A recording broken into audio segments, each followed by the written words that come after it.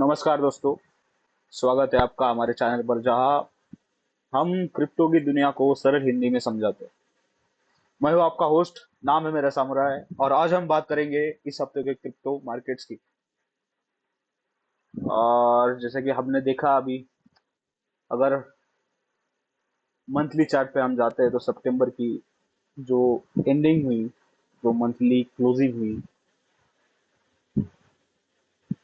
उससे हमें ये बात पता चलती है कि जो अगस्त के महीने में सेलिंग हुई थी, इसी एक बड़ी सी रेड कैंडल जिसको बेरिश कैंडल बनी थी, उसकी सेलिंग का जो लगभग एब्जॉर्प्शन का काम है वो सितंबर की मंथली कैंडल ने किया है। और ये बुलिश क्लोज जो दिखा रहा है मार्केट, उसके हिसाब से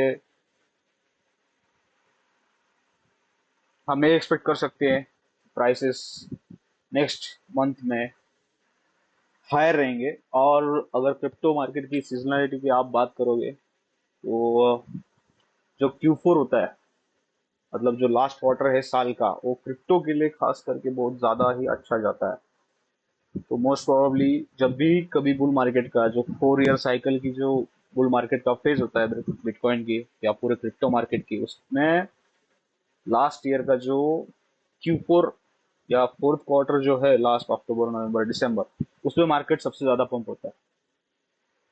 तो आज के भी, आज तो गुरुवार है, मतलब अब half of the week is already past और अभी 3 दिन बचे हैं वीकली कैंडल क्लोज के लिए। और अगर वीकली पे अपन देखते हैं तो वीकली पे जस्ट एक रेंज आपको दिखती है। अगर आप इसको यहाँ से भी देख ले तो सिंपल सिंपल रेंज है वीकली, जहाँ पे एक ये जो हाई था उसके ऊपर की जो लिक्विडिटी मार्केट ने उसको हट किया, उसके बाद जो रेंज लो के नीचे की लिक्विडिटी उसको भी हट किया और रिक्लेम किया। अब जो आपका बेस्ट चांस था यहाँ पे लॉन्ग मारने का, वो जब ये रिक्लेम हुआ उसके बाद जो रिटेस्ट थी रिक्लेम की या फिर रेंज लो की जो रिटेस्ट थी, वहाँ पे आपका एक बेस्ट ऑप्टिमल लॉन्ग यहाँ पे हो सकता था। लेकिन अगर आपने मिस किया होगा तो अभी भी आज जो सेटअप बनेंगे अपन उसके बारे में डिस्कस करेंगे आज। तो बिटकॉइन मार्केट का किंग है और बिटकॉइन की प्राइस एक्शन बाकी सारा का सारा मार्केट यहाँ पे कॉपी करता है। तो सबसे पहले बिटकॉइन से स्टार्ट करते हैं। सो जैसा कि हमने कहा,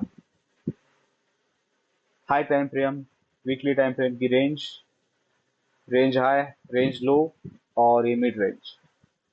अब रेंज ट्रेड करने का सबसे आसान तरीका क्या है कि आप रेंज हाई को शॉर्ट करो, मिड रेंज पे TP1 और रेंज लो पे TP2, एक एंट्री, दो प्रॉफिट टारगेट्स। अब मिड रेंज क्यों इंपॉर्टेंट है, तो यहाँ पे आप देख सकते हैं जैसे रेंज लो रिक्लेम कर लिया, लेकिन मिड रेंज के ऊपर मार्केट सर्वाइव नहीं कर पाया और वहां से रिजेक्ट होकर फिर से रेंज लो टेस्ट करने गया। तो अगर आप रेंज लो को लॉन्ग करते हो या फिर रेंज लो के रिक्लेम को अगर लॉन्ग मारते हो, तो आपका सबसे लो हैंगिंग फ्रूट, मतलब सबसे इजी टारगेट जो है, वो मिड रेंज होना चाहिए। क्योंकि मिड रेंज के ऊपर मार्केट जाएगा नहीं जाएगा ये आपको पता नहीं है। अगर वहां से मार्केट रिजेक्ट होने लग जाए तो बेहतर है कि आप अपनी पोजीशन यहाँ पे एग्जिट कर दो या फिर मिनिमम 50% जो प्रॉफिट बुक कर लो और बाकी स्टॉप लॉस ब्रेक इवन पे लगा के आप उसको छोड़ सकते हो। अब तो ये हिंट साइड का एनालिसिस था। अब इसके आगे क्या हो सकता है इसके बारे में हम बात करते हैं। तो यहाँ पे आपको क्लियर दिख रहा है, मिड रेंज तो क्लियर कर चुके हैं और वो भी काफी स्ट्रॉन्ग कैंडल के साथ, स्ट्रॉन्ग बुलिश कैंडल के साथ हमने मिड रेंज को रिक्लेम किया है। और अब यहाँ से अगर लो टाइम फ्रेम की बात करें अपन 12 आवर पे, तो ये जो यहाँ पे FVG है, इसको बोलते हैं FVG, फेयर वैल्यू गैप। मतलब दो कंजिक्यूटिव कैंडल्स के बीच में जो गैप होता है उसको फेयर वैल्यू गैप बोलते हैं। अभी मेरा जो यहाँ पे प्लान है, तो मैं तो मार्केट बुलिश है, रेंज लो से आया है तो मोस्ट प्रोबेबली रेंज हाई तक जाएगा और मिड रेंज के भी ऊपर जा चुका है। तो नेक्स्ट टारगेट अपना रेंज हाई है याद। अब यहाँ पे हमें देखना है कि हम यहाँ पे एंट्री कैसे कर सकते हैं। तो जो बेस्ट और सबसे इजी तरीका है वो ये है कि अगर मार्केट यहाँ पे थोड़ा सा पुल बैक वगैरह देता है ऐसा, और यहाँ पे पुल बैक देके अगर कोई मार्केट स्ट्रक्चर ब्रेक देता है, तो मैं यहाँ पे इसको लॉन्ग करूंगा। अभी ये एंट्री मिलेगी नहीं मिलेगी दैट आई डोंट नो, लेकिन जिस हिसाब से मार्केट चल रहा है उस हिसाब से मुझे ऐसा लगता है कि ये एंट्री शायद नहीं मिलेगी। स्ट्रेंथ बहुत ज़्यादा है और पुल बैक्स का कोई, अब ये पूरे अगर आप प्राइस एक्शन देखोगे तो ऐसा सिग्निफिकेंट पुल बैक नहीं आया यहाँ पे कोई भी, कंटिन्यू मार्केट एक लाइन में ऊपर जाता है। तो बिटकॉइन के लिए अभी तो यही अपडेट है कि अगर मार्केट यहाँ पे थोड़ा सा नीचे आता है या थोड़ा पुल बैक देता है, तो हम इसको यहाँ पे इस एरिया पे लॉन्ग करके यहाँ तक, अगर आप यहाँ पे लॉन्ग करते हो तो इजी आपको 1:2 या 1:3 का रिस्क और इसमें मिल जाएगा, जो कि एक इजी ट्रेड है।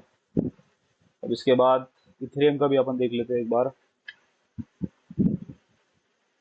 अब अगर इथेरियम को देखो, सबसे पहले वीकली से स्टार्ट करेंगे। Weekly range same price action, bitcoin market का किंग है तो बिटकॉइन को ही सब कुछ, हर एक कॉइन हर एक अल्ट कॉइन फॉलो करेगा। मोस्टली इथेरियम तो करता ही करता है। यहाँ पे भी सेम कंडीशन, रेंज लो रिक्लेम, और अभी जो है इथेरियम अभी मिड रेंज को अप्रोच कर रहा है, यहाँ के आसपास लगभग मिड रेंज होगी, तो मिड रेंज को इथेरियम अप्रोच कर रहा है और मे बी ये पोटेंशियल रेजिस्टेंस का एरिया है। तो हो सकता है कि यहाँ से हमें थोड़ी सी टिप आए, या फिर ये 12 कैंडल अगर यहाँ पे, या फिर ये डेली कैंडल अगर यहाँ पे क्लोज होती है ऊपर, और यहाँ पे एक छोटा सा एफपीजी वगैरह हमें मिल जाए, और उसके बाद अगर एक थोड़ी सी रिट्रेसमेंट अगर यहाँ पे आती है, तो यहाँ पे मैं लॉन्ग करना चाहूँगा इथेरियम को। तो ये भी एक simple setup same as bitcoin, और टारगेट रहेगा रेंज हाई। इसमें कोई ये नहीं है, ज़्यादा सोचने वाली बात नहीं है, क्लियर सेटअप से बस आपको लो टाइम फ्रेम जैसे 1 आवरली या फिर 4H पे जाके सेटअप्स को ढूंढना है, मार्केट स्ट्रक्चर ब्रेक्स को देखना है, और जैसे कोई market structure break pull back के बाद मिलता है, लॉन्ग जाने में कोई प्रॉब्लम नहीं। उसके बाद next point, next large cap Solana. Solana का सीन क्या है ना, सोलाना है अल्ट कॉइन, इथेरियम से छोटा ही है, तो वोलाटाइल ज़्यादा है। मतलब जैसे क्लियर प्राइस एक्शन आपको बिटकॉइन और इथेरियम में दिखेगी, वैसे क्लियर प्राइस एक्शन सोलाना में देखने को नहीं मिलने वाली। तो क्लियर रेंज भी यहाँ पे नहीं मिलेगी, लेकिन एक रेंज है वीकली टाइम फ्रेम पे जो अभी के लिए हमें दिख रही है। अब अगर आप यहाँ पे जाओगे तो मोस्ट प्रोबेबली एक मिड रेंज का एरिया है इसके आसपास, और उसी के साथ यहाँ पे एक एफपीजी भी है जो एज अ सप्लाई या फिर एज अ रेजिस्टेंस वर्क करेगी। तो अब यहाँ पे क्या देखना है, यहाँ पे अब दो सिनारियोज डेवलप होते हैं। एक तो ये मिड रेंज की वजह से अगर यहाँ से मार्केट रिजेक्ट हो जाए, नीचे जाए, तो एक शॉर्ट हो सकता है रेंज लो के लिए। रिजेक्ट होके अगर नीचे जाता है तो शॉर्ट, अगर लो टाइम फ्रेम पे जाएगा, या फिर अगर मार्केट सीधा यहाँ पे कंसोलिडेट करता है थोड़ी देर और फिर मार्केट सबसे ब्रेक देके ऊपर जाने लगता है, तो ये लॉन्ग है रेंज हाई के लिए। बस लो टाइम फ्रेम पे जाके आपको देखना पड़ेगा क्या सीन होता है वहाँ पे लेवल के हिसाब से। और एक कॉइन जो मैं आज यहाँ पे बात करना चाहूंगा वो कॉइन है ईना। जैसा कि हर कोई अभी स्टेबल कॉइन के पीछे भाग रहा है, तो ईना सबसे ओजी मेंबर है। जैसे पिछले साइकिल में लूना सबसे ओजी मेंबर था स्टेबल कॉइन के, इसमें स्टेबल कॉइन की रेस में अभी लूना अल्गोरिथमिक स्टेबल कॉइन लेके आया है ईना।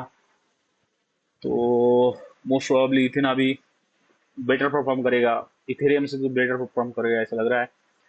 सो अभी अभी यहाँ पे एक मार्केट स्ट्रक्चर ब्रेक भी ईना ने दे चुका है। जैसे आप यहाँ पे देख सकते हो एक मार्केट स्ट्रक्चर ब्रेक है डेली कैंडल, डेली पे और 12 आवर पे तो ऑलरेडी ये हो चुका है, मार्केट कैंडल क्लोज हो चुकी है। तो इस सेटअप को देखते हुए अभी मैं शाम को मार्केट देख रहा था, तो इस सेटअप को देखते, इस ब्रेकआउट को देख के मैंने इसको यहाँ पे लॉन्ग किया था। अभी तो मैं क्या तरीके उन पे चल रहा हूँ, देखते हैं यहाँ से क्या होगा। एक तो रेंज हाई, नहीं तो फिर मिड रेंज। बाकी और कुछ सेटअप भी है नहीं ज़्यादा बढ़िया वाले। तो जो भी है आज हमने डिस्कस किया। बाकी जैसे कुछ नया डेवलप होता है नया अपडेट के साथ, मैं फिर से वापस आऊँगा। तो दोस्तों, ये था इस हफ्ते का क्रिप्टो राउंड अप। आपको क्या लगता है, अक्टूबर अक्टूबर बनेगा या फिर सितंबर की तरह ही लास्ट वीक में फुल? और अगर आपको ये वीडियो पसंद आया हो तो लाइक करें, शेयर करें। और अगर आप इस अपडेट्स की वजह से पैसे कमाते हो या फिर प्रॉफिट बनाते हो तो कमेंट ज़रूर करना। और मिलते हैं अगली वीडियो में।